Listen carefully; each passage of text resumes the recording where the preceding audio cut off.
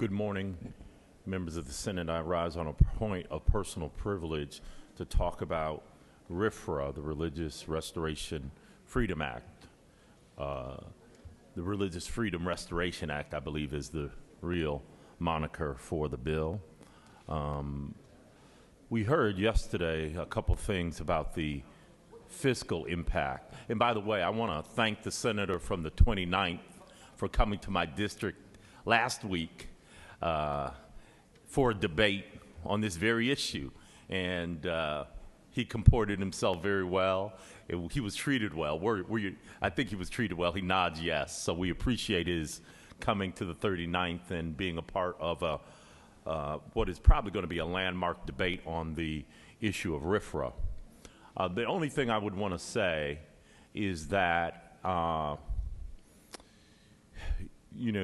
when we talk about the fiscal or financial impact, we need to keep in mind that what happened in Indiana happened in anticipation of the Supreme Court decision on marriage equality. We were told yesterday that Super Bowls have gone to so many RFRA states, and there was no reason to worry about the Super Bowl coming to Atlanta, although I'm ambivalent about tax breaks for Super Bowl tickets. I'll remind you about that. But the fact of the matter is, Indiana, what happened in Indiana was in anticipation of the marriage equality vote. The other RFRA states that have had Super Bowls happened before marriage equality was imminent. So I would submit to you that any new RFRA states in this context will not get certain events, whether it's the Super Bowl or the NC2A finals.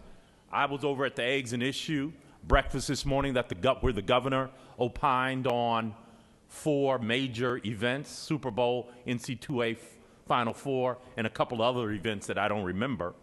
But the reality is this, my friends, and listen to me.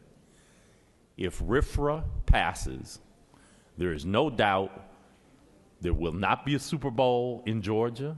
There will not be NC2A finals in Georgia. And and that's the reality of it.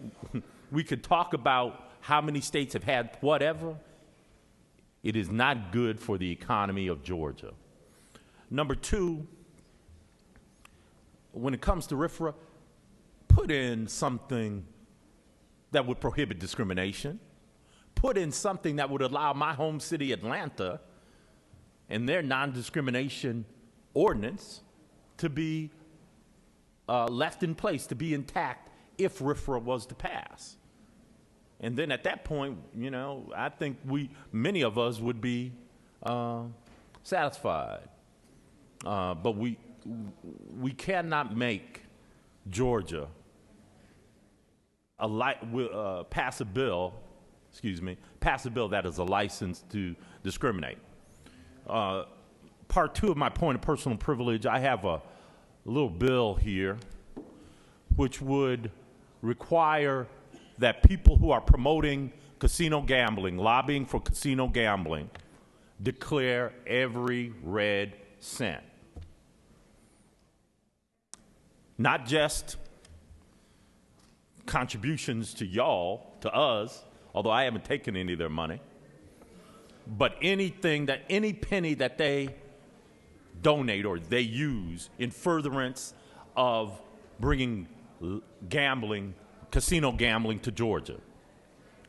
If they give money to an organization, a sponsorship for a dinner, they're not doing it out of good government. They're doing it why?